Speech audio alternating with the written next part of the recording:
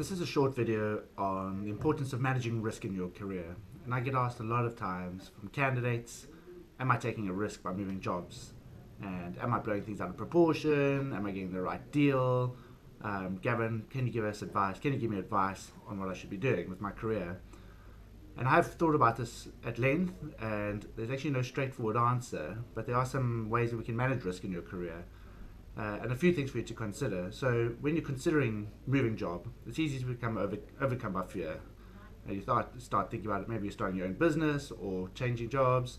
Your mind immediately jumps to all the potential risks and imagining the vulnerability you'd feel after leaving something that's quite familiar to you. Particularly something your new role might be a little bit challenging and pushing outside your comfort zone.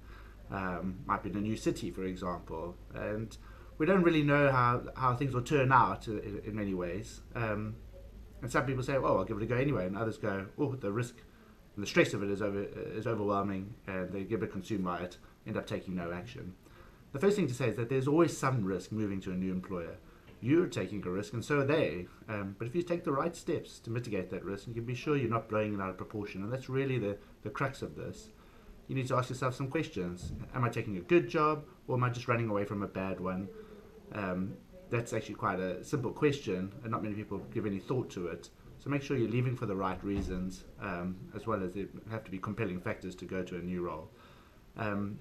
Salary compensation is always a big topic. Money, of course, should never be the only factor in changing jobs, but definitely don't take a pay cut, and make sure you're getting paid what you're worth. Always look at the benefits as well. That can easily amount to 20 to 30% of your compensation, so don't neglect those. And finally, I think the most important thing is that you as a job seeker need to always take references on a potential new employer.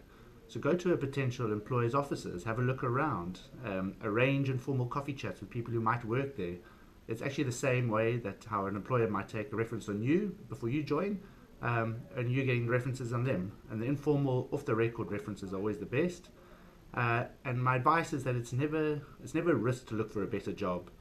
It's only natural that we want to earn more, we want to be challenged more, we want to be stretched more. So don't be scared to go for interviews and informal chats. I've got another blog on coffee interviews and the importance of those.